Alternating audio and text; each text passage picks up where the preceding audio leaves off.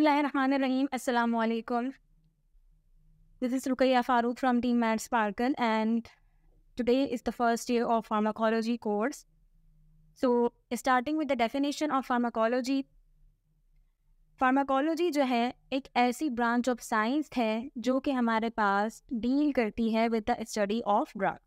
ठीक है, अब फार्माकोलॉजी के अंदर दो इम्पॉर्टेंट टर्म्स आती हैं, that is pharmacokinetic and pharmacodynamic. So in this lecture we will cover the term pharmacokinetic. Pharmacokinetic is basically the effect of body on the drug. यानी आपने जो भी ड्रग एडमिनिस्टर की है, अब वो आपकी बॉडी के अंदर जाके किस तरीके से एब्जॉर्ब होगी, डिस्ट्रीब्यूट होगी, मेटाबोलाइज होगी और एक्सक्रीट आउट होगी. तो ये चारों प्रॉपर्टीज जो है वो हम फार्माकोकाइनेटिक के अंदर बेसिकली स्टडी करते हैं. So starting with the first property of pharmacokinetic, which is the absorption. Absorption is basically the transfer of drug from the site of administration to the circulation. यानी जितनी अमाउंट आपने drug की administer की है उसमें से कितनी अमाउंट जो है वो आपकी सर्कुलेशन यानी सिस्टमिक सर्कुलेशन तक पहुंची है, तो उसको हम कहेंगे कि इस ड्रग की जो है वो एब्जॉर्प्शन इतनी है. यानी कि सपोज जो लिपिड सोल्यूबल ड्रग्स होती हैं ये हमारे पास ज़्यादा जो है वो एब्जॉर्ब्ड होती हैं as compare to water soluble drugs. वो क्यों? क्योंकि लिपिड सोल्यूबल ड्रग्स जो हैं वो हमारी जो सेल मेम्ब्रेन है उसको इजीली क्रॉस करती हैं. So they are well absorbed as compare to water soluble drugs. Water soluble drugs जो हैं वो हाइड्रोफिलिक होती हैं और वो बहुत ज़्यादा, अगर कोई ड्रग हाइड्रोफिलिक है तो उसकी एब्जॉर्प्शन उतनी ही ज़्यादा पुअर होगी. Now absorption is also dependent on many factors. The first factor is pH. अगर हम pH की बात करें तो जो हमारी ड्रग है अगर उसका pKa जो है वो जितना ज़्यादा कम होगा the drug will be more acidic in nature. और अगर हमारी ड्रग का जो है वो pKa जो है इंक्रीज होगा so the drug will be more basic in nature. अच्छा, इसके अलावा अगर हम एसिडिक ड्रग की बात करें तो एक कॉन्सेप्ट ये भी है कि जब आपकी ड्रग जो है और जो मीडियम है वो दोनों सेम होते हैं तो जो एब्जॉर्प्शन है वो ज़्यादा अच्छी होती है. मीन्स कि अगर आपकी जो एसिडिक ड्रग है वो एसिडिक मीडियम में अगर जाती है तो वो वहाँ पे वेल एब्जॉर्ब होगी. ठीक है, यानी कि वो उस मीडियम को इजीली क्रॉस कर लेगी.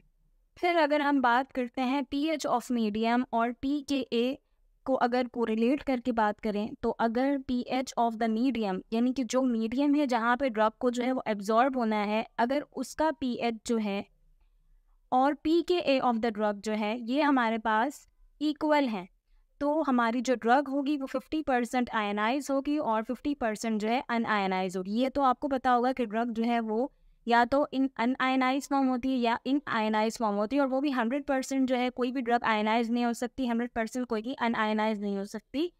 तो जो आयनाइज होगी कुछ और कुछ जो है वो अनआयनाइज होगी. तो अगर जो है ये दोनों जो है सेम होंगे तो 50% of the portion of the drug will be ionize and 50% will be unionize. फिर इसके बाद अगर मीडियम जो है उसका pH ज़्यादा है pKa वैल्यू से, तो अब इसमें दो कंडीशंस आती हैं. एसिडिक ड्रग्स जो है वो इस केस में आयनाइज फॉर्म में हो जाएंगी, यानी कि उनका जो आयनाइज्ड पोर्शन है या आयनाइज फॉर्म है वो इंक्रीज होगा, जबकि बेसिक ड्रग्स जो है उनका अनआयनाइज फॉर्म या अनआयनाइज पोर्शन जो है वो इंक्रीज होगा. इसके अलावा अगर pH of the medium is less, ठीक है, तो क्या होगा कि अगर इसका जो है pH ऑफ द मीडियम जो है pKa वैल्यू से लेस है तो एसिडिक ड्रग्स जो है अब यहाँ पर अनआयनाइज फॉर्म में ज़्यादा हो जाएंगी. ठीक है, क्या होगा कि जो एसिडिक ड्रग्स हैं वो हमारे पास अनआयनाइज फॉर्म में ज़्यादा हो जाएंगी और जो बेसिक ड्रग्स हैं उनकी आयनाइज फॉर्म जो है वो हमारे पास इंक्रीज हो जाएगी.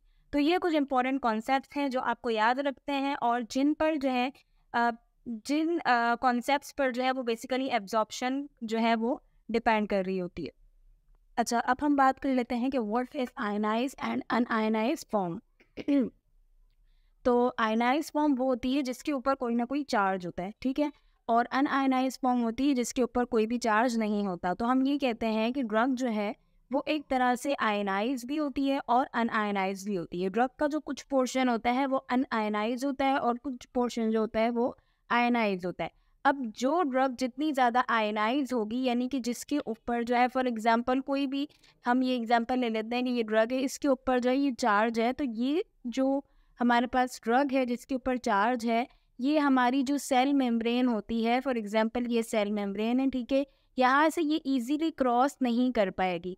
सो that's why we called it as water soluble drug. इसको हम कहते हैं कि जो हमारी आयनाइज ड्रग होती है वो हमारे पास वाटर सोल्यूबल ड्रग होती है, ठीक है, और ये इतनी ज़्यादा जो है यहाँ से क्रॉस नहीं कर पाती क्योंकि इसके ऊपर चार्ज होता है, तो इसको हम कहते हैं वाटर सोल्यूबल ड्रग। और जो हमारी अनआयनाइज फॉर्म होती है, ये जो है इजीली क्रॉस में जो सेल मेम्ब्रेन है उसको क्रॉस कर देती है। तो जो अनआयनाइज फॉर्म होती है ये हमारे पास होती है लिपिड सोल्यूबल ड्रग। अच्छा, इसके बाद जो अदर फैक्टर्स हैं हमारे पास जो एब्जॉर्प्शन को इफ़ेक्ट कर रहे होते हैं वो है molecular size of the drug. अब जितना मॉलिक्यूलर साइज़ जो है वो छोटा होगा ड्रग का, उतनी इजीली जो है वो ये इसको क्रॉस करेगी सेल मेम्ब्रेन को, ठीक है, तो उतनी जो है इसकी एब्जॉर्प्शन इंक्रीज़ होगी। फिजिकल फॉर्म ऑफ ड्रग की बात करें तो फॉर्म का मतलब ये है कि ड्रग्स जो हैं वो गैसेस फॉर्म में भी होती हैं जो हम इनहेल करवा रहे होते हैं, या फिर हम एनेस्थीसिया में यूज़ कर रहे होते हैं गैसेस को। तो यहाँ पर जो गैसेस हैं उसकी एब्जॉर्प्शन ज़्यादा होती है as compare to solid form, ठीक है। इसके अलावा जो दूसरी फॉर्म होती है लिक्विड, लिक्विड की भी एब्जॉर्प्शन जो है वो ज़्यादा होती है, लेकिन एज़ कम्पेयर टू गैसेस जो है वो कम होती है, और एज़ कम्पेयर टू सॉलिड जो है वो ज़्यादा होती है, और सॉलिड की एब्जॉर्प्शन जो है वो इन दोनों के मुकाबले में कम होती है। सिरप एंड सस्पेंशन की अगर हम बात करें एग्जांपल लेके लिक्विड फॉर्म में, तो ये जो है वो ज़्यादा जल्दी एब्जॉर्ब होते हैं एज़ कम्पेयर टू अगर हम टैबलेट या कैप्सूल्स की बात करें, ठीक है। अच्छा, इसके बाद है हमारे पास केमिकल नेचर। तो केमिकल नेचर जो है ये ड्रग की, अगर कोई ड्रग ऐसी है जो केमिकली इस तरह का उसका नेचर है कि वो ओरली एब्जॉर्ब नहीं हो रही, ठीक है, तो ओरली एब्जॉर्ब जब नहीं होगी तो हम उसको बाय अदर रूट देंगे, हम उसको जो है वो पैरेंट्रल रूट से देंगे, ठीक है। तो केमिकल नेचर पे भी जो है ये एब्जॉर्प्शन का फैक्टर डिपेंड कर रहा होता है। डिसोल्यूशन एंड डिसइंटीग्रेशन, अब अगर टैबलेट की जो है वो डिसोल्यूशन और डिसइंटीग्रेशन जितनी ज़्यादा होगी ना, उतनी ज़्यादा जो है वो हमारे पास इसकी एब्जॉर्प्शन होगी, ठीक है। अब है blood flow to the absorptive side. Blood flow to the absorptive side का मतलब ये है कि फॉर एग्जांपल जो हमारी इंटेस्टाइन है, तो इंटेस्टाइन जो है वो बहुत ज़्यादा ब्लड फ्लो रिसीव करती है एज़ कम्पेयर टू स्टमक, तो इंटेस्टाइन में जो है वो एब्जॉर्प्शन ज़्यादा अच्छी होती है as compare to the stomach. So blood flow is also an important factor in the absorption, ठीक है। अब हम आ जाते हैं मैकेनिज्म ऑफ एब्जॉर्प्शन की तरफ। So drugs are absorb by different types of mechanism. The most common is passive diffusion. Passive diffusion में क्या होता है कि जब हम ड्रग एडमिनिस्टर करते हैं तो हमारे पास जो है ड्रग, ज़ाहिर सी बात है, जब ड्रग एडमिनिस्टर हुई है तो ये हमारे पास ज़्यादा कंसनट्रेशन में प्रेजेंट है, ठीक है। अब यहाँ से इस ड्रग को जो है वो एब्जॉर्ब होना है, तो ये हाई कंसनट्रेशन से लो कंसनट्रेशन की तरफ मूव करेगी और एब्जॉर्ब होगी। इसके बाद है फैसिलिटेटेड डिफ्यूजन। फैसिलिटेटेड डिफ्यूजन में क्या होता है कि ड्रग को कैरियर प्रोटीन्स जो है वो रिक्वायर होते हैं। सेल मेम्ब्रेन पर जो कैरियर प्रोटीन्स लगे हुए होते हैं, ये इनको यूज़ करते हुए जो है वो सेल के अंदर एंटर होती है, लेकिन यहाँ पर किसी भी किस्म की जो है एनर्जी की ज़रूरत नहीं होती, और इसको हम कहते हैं फैसिलिटेटेड डिफ्यूजन, ठीक है। इसके बाद होता है एक्टिव ट्रांसपोर्ट। एक्टिव ट्रांसपोर्ट में सेम यही मैकेनिज्म होगा, बट यहाँ पर क्या होगा कि यहाँ पर हमें ATP रिक्वायर है, ठीक है। ये जो है एनर्जी इंडिपेंडेंट है, और जो हमारे पास एक्टिव ट्रांसपोर्ट है ये है हमारे पास एनर्जी डिपेंडेंट, ठीक है। दोनों में जो है ये हमारे पास ये डिफरेंस आता है। फिर इसके बाद है एंडोसाइटोसिस। एंडोसाइटोसिस में ये होता है कि अगर किसी ड्रग का जो साइज़ है वो बहुत ज़्यादा बड़ा है, ठीक है, तो क्या होता है कि सेल जो है इसके फॉर एग्जांपल ये हमारा कोई ड्रग मॉलिक्यूल है, तो सेल जो है वो आके इसके सराउंड जो है इस तरीके से बनाएगा और इसको जो है वो अपने अंदर इनगल्फ कर लेगा। So that process is called as endocytosis. अब हम जो है वो एक इम्पॉर्टेंट टर्म को डिस्कस करते हैं, व्हाट इज़ बायो अवेलेबिलिटी, ठीक है। बायो अवेलेबिलिटी हम कहते हैं ड्रग की सिस्टमिक सर्कुलेशन में कितनी अवेलेबिलिटी है, ड्रग जो हमने एडमिनिस्टर की वो हमारे सिस्टमिक सर्कुलेशन में कितनी जो है वो पहुंची है, वहाँ पर उसकी कितनी अवेलेबिलिटी है, इसको हम कहते हैं बायो अवेलेबिलिटी। फॉर एग्जांपल हमने कोई भी ड्रग जो है वो एडमिनिस्टर की, ठीक है, अब ये हमारे पास पहुँच गई है पोर्टल सर्कुलेशन में। पोर्टल सर्कुलेशन के बाद ये पहुँचती है लिवर में। लिवर का काम बेसिकली क्या होता है, मेटाबॉलिज्म होता है। अब यहाँ पर हो सकता है कि कुछ ड्रग जो है वो यहाँ पर क्या हो जाए, मेटाबोलाइज हो जाए, कुछ ड्रग जो है वो यहाँ पर मेटाबोलाइज हो जाएगी। अब जो हमारे पास ड्रग बच गई है, ये हमारे पास जो रिमेनिंग ड्रग है आफ्टर मेटाबॉलिज्म, अब ये हमारे पास जाती है सिस्टमिक सर्कुलेशन के अंदर, ठीक है, और फिर ये अपना जो एक्शन है वो परफॉर्म करती है। तो इसको हम कहते हैं कि यहाँ पर जितनी हमारी ड्रग पहुँची है ये उस ड्रग की बायो अवेलेबिलिटी है, ठीक है। और इस प्रोसेस को हम क्या कहते हैं, फर्स्ट पास मेटाबॉलिज्म कहते हैं। यानी कि ड्रग क्या हुई, पोर्टल सर्कुलेशन के अंदर आई, पोर्टल सर्कुलेशन के अंदर आकर लिवर में आई और यहाँ पर ये मेटाबोलाइज हो गई, ठीक है। तो इस मेटाबॉलिज्म को हम कहेंगे फर्स्ट पास मेटाबॉलिज्म, ठीक है। तो फर्स्ट पास मेटाबॉलिज्म जो है और एब्जॉर्प्शन जो है, ये दो इम्पॉर्टेंट डिटर्मिनेंट्स हैं बायो अवेलेबिलिटी के, ठीक है। इससे हम अंदाज़ा लगा सकते हैं कि ड्रग जो है वो उसकी बायो अवेलेबिलिटी कितनी है। हम आ जाता है अपनी सेकंड प्रॉपर्टी की तरफ, दैट इज़ डिस्ट्रीब्यूशन, ठीक है। अब जब बॉडी में के अंदर जो है वो ड्रग एब्जॉर्ब हो गई है, अब वो डिस्ट्रीब्यूट होगी, ठीक है। तो डिस्ट्रीब्यूट होगी, इसमें हम जो है वो इम्पॉर्टेंट टर्म डिस्कस करेंगे, that is volume of distribution. Volume of distribution जो है वो ड्रग का एक हाइपोथेटिकल वॉल्यूम होता है, मीन्स कि ये रियल नहीं होता, ये एक हाइपोथेटिकल वॉल्यूम होता है, हाइपोथेटिकल पैरामीटर होता है जो हमारे पास इंडिविजुअल ड्रग की प्रोपेंसिटी को डिफाइन करता है कि आइदर वो प्लाज्मा के अंदर रहती है या फिर वो अदर टिश्यू कंपार्टमेंट्स में इंटरस्टिशियल फ्लूइड्स के अंदर रीडिस्ट्रीब्यूट हो जाती है, ठीक है। जो हमारे ड्रग है ना वो हमारे पास प्लाज्मा में रहनी चाहिए, लेकिन प्लाज्मा से अगर कोई ड्रग इंटरस्टिशियल फ्लूइड में जाती है फिर उसके बाद वो जाती है सेल्स के अंदर, तो उसका जो है वो वॉल्यूम ऑफ डिस्ट्रीब्यूशन क्या हो गया, हाई हो गया, कि वो प्लाज्मा में भी गई, इंटरस्टिशियल फ्लूइड के अंदर भी गई और फिर वो सेल्स के अंदर भी जो है वो ट्रांसफ़र हुई, तो ये ज़्यादा वॉल्यूम ऑक्यूपाई करेगी as compare to that drug which only occupy by the plasma, ठीक है। अब हम एग्जाम्पल से समझते हैं कि कोई हमारे पास ड्रग है जो for example large molecule drug है, ठीक है, तो वो हमारे पास प्लाज्मा में आई। अब प्लाज्मा में आकर ये यहाँ पर जो है, या तो ये प्रोटीन बाउंड ड्रग है, बहुत ज़्यादा इसकी प्रोटीन बाइंडिंग अच्छी है, तो ये प्लाज्मा के अंदर स्टक रहेगी, ठीक है। अगर जो है इसका लार्ज मॉलिक्यूलर साइज़ है तो ये यहाँ की जो इंटरस्टिशियल स्पेसेस हैं इसको क्रॉस नहीं करेगी और प्लाज्मा के अंदर रहेगी, ठीक है। ये हो गई जो है वो प्लाज्मा की बात। अब अगर कोई ऐसी ड्रग है जिसका जो है वो मॉलिक्यूलर साइज जो है वो छोटा है, तो ये प्लाज्मा के अंदर भी रहेगी और प्लाज्मा के साथ साथ कुछ ड्रग जो है वो यहाँ पर क्रॉस होकर यहाँ पर भी ट्रांसफ़र हो जाएगी, ठीक है। अब हो सकता है कि ये ड्रग जो है वो हाइड्रोफिलिक हो या फिर ये लिपोफिलिक हो।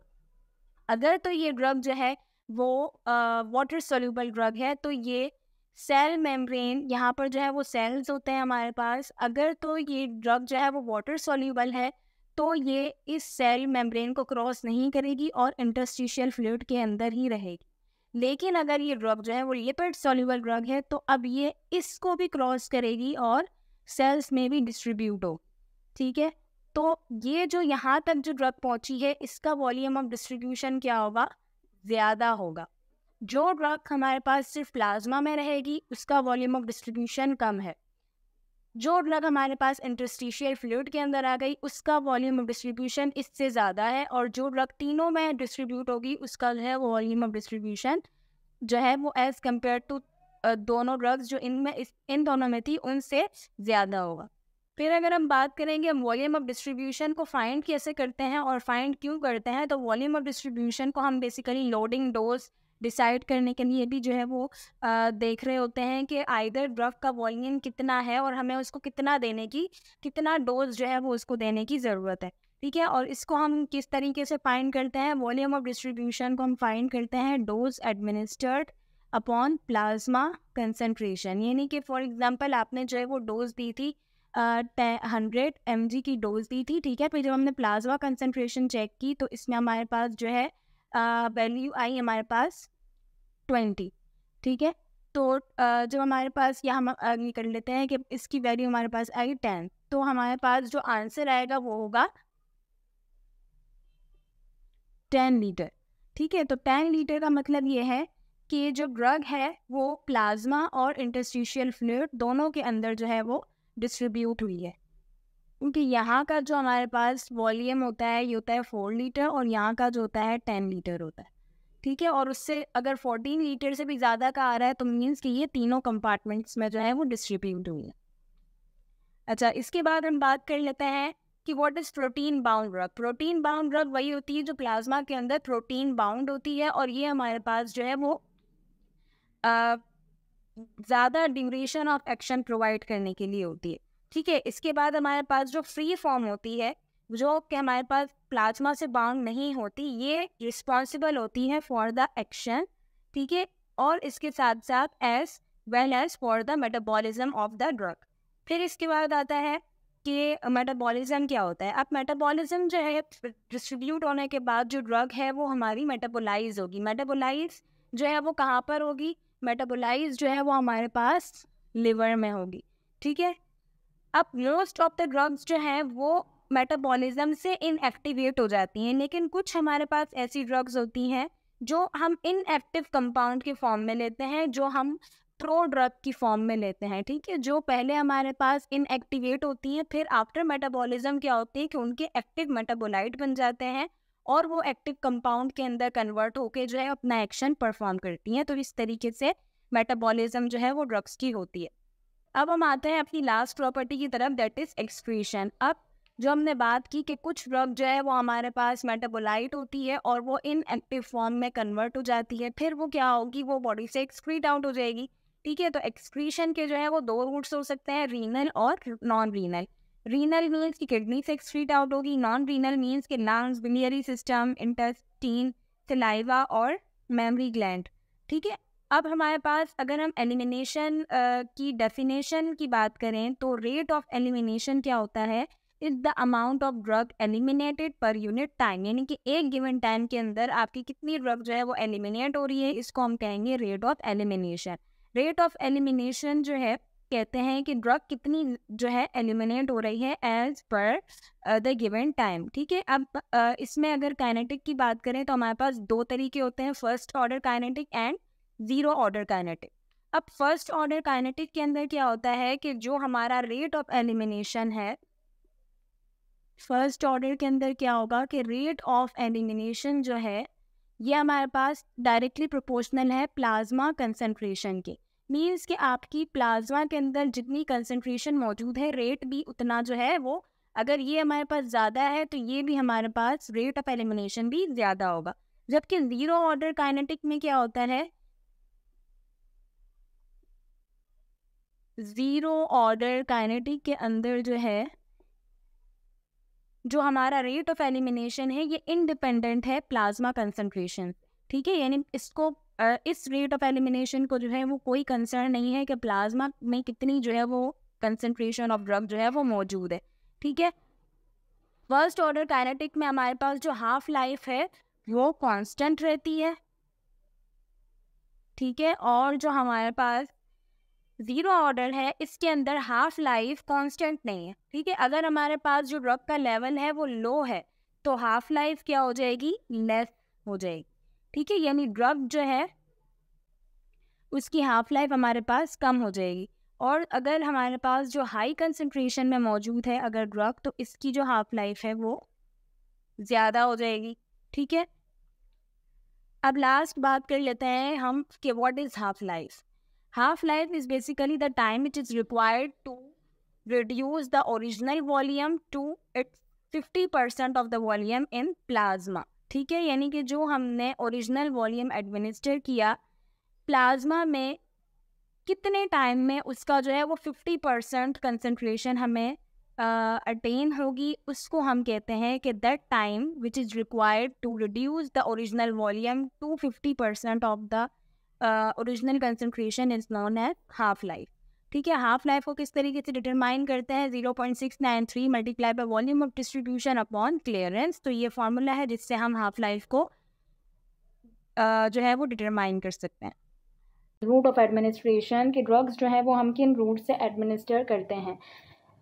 तो हमारे पास रूट्स जो है वो इंटरल एंड पैरेंट्रल होते हैं। फिर इसके अंदर जो है वो मज़ीद इसकी सब टाइप्स हैं। नाउ इंटरल में सबसे पहली टाइप हमारे पास आती है ओरल। ओरल ड्रग जो हम अपने माउथ से जो है एडमिनिस्टर करते हैं, तो इसे हम जो है वो कहते हैं कि ये ओरल रूट है। इसकी एग्जांपल है एसिटामिनोफेन। नॉर्मल जो पैरासीटामोल टैबलेट है, this is the oral tablet. So this is the oral route of administration of paracetamol. Now इसकी जो है सेकंड टाइप है सबलिंगुअल या फिर बकल रूट। सबलिंगुअल जो है टैबलेट जो भी होती है उसको हम इमरजेंसी सिचुएशन के अंदर यूज़ करते हैं ताकि हमें जो है जो डिज़ायर्ड इफ़ेक्ट है वो हमें जल्द से जल्द मिल सके। इनको हम इमरजेंसी सिचुएशन में यूज़ करते हैं और इसको हम टंग के नीचे जो है वो प्लेस करते हैं ताकि वहाँ से जो कैपिलरीज होती हैं वो इन जो टैबलेट्स होती हैं इसको जल्दी जो है फास्ट एब्जॉर्प्शन होती है इसकी, और ये हमारे पास सिस्टमिक सर्कुलेशन के अंदर ड्रग पहुंच जाती है हैं और ये डायरेक्टली विदाउट एनी एब्जॉर्प्शन जो है वो सिस्टमिक सर्कुलेशन यानी ब्लड के अंदर पहुंच जाती है। इसकी एग्जांपल में हमारे पास आती है vancomycin. The second route is IM which is intramuscular. Intramuscular drugs जो है वो हम डायरेक्टली मसल में एडमिनिस्टर करते हैं और इसकी एग्जांपल में है हमारे पास हैलोपेरिडोल। सबक्यूटेनियस ये वो रूट है जिसके अंदर ड्रग को जो है हम एपिडर्मिस के नीचे जो लेयर होती है डर्मिस, उसके अंदर हम ड्रग को एडमिनिस्टर करते हैं और इसकी एग्जांपल है हमारे पास insulin. Now come towards the other routes which are inhalation, rectal, transdermal and topical. तो इन्हेलेशन जो है वो बाय माउथ और बाय जो है वो ओरल रूट दोनों के ज़रिए से होती है और ये हमें जो है वो रैपिड डिलीवरी ऑफ ड्रग जो है प्रोवाइड करती है। मींस कि यहाँ पर जो है हमें इमीडिएट इफेक्ट मिलता है by administering the drug into directly lungs. इसके बाद हम बात कर लेते हैं रेक्टल रूट की। रेक्टल रूट में जो है वो बेसिकली हम रेक्टल म्यूकोजा के अंदर ड्रग एडमिनिस्टर करते हैं और ये नॉर्मली जो है नॉट वेल एक्सेप्टेड रूट है बाय पेशेंट्स और इसके अंदर जो है वो हम उन ड्रग्स को इसके अंदर यूज़ कर सकते हैं आइडियली जो वॉमिटिंग कॉज कर सकती हैं। ठीक है, इसके बाद इसकी एग्जांपल है प्रोमीथाजीन। ट्रांसडर्मल के अंदर हम जो है वो ड्रग को कुछ ऐसे इसमें स्पेशल केमिकल्स या कोटिंग्स करते हैं जिसके ज़रिए वो एक कांस्टेंट रेट से रिलीज़ होती रहती है और हमें बार बार जो है वो उस ड्रग की डोजिंग नहीं करनी पड़ती। वो ड्रग जो है वो स्किन से ही एब्जॉर्ब होकर सिस्टमिक सर्कुलेशन के अंदर जो है वो एब्जॉर्ब होती रहती है और उस ड्रग का जो है वो एक कांस्टेंट लेवल जो है वो वहाँ पर मेंटेन रहता है। देन हमारे पास रूट है टॉपिकल विच इज़ क्लोट्रीमेजोल। टॉपिकल जो है वो ऊपर स्किन पर जो है वो अप्लाई की जाती हैं फॉर्मुलेशंस जिसको हम टॉपिकल रूट कहते हैं। सो आई होप कि आपके जो है वो कॉन्सेप्ट्स क्लियर हुए होंगे और आपने जो है वो अपने असाइनमेंट्स जो है वो वक्त पर सबमिट करने हैं और असाइनमेंट्स और अटेंडेंस जिनकी पूरी होगी वही स्टूडेंट्स जो है वो हमारे पास सर्टिफिकेट के लिए एलिजिबल होंगे। तो अपने असाइनमेंट्स और जो है अटेंडेंस आप टाइम टू टाइम जो है वो सबमिट करें, मार्क करें। ठीक है, that's all. Thank you so much. अल्लाह हाफ़िज़।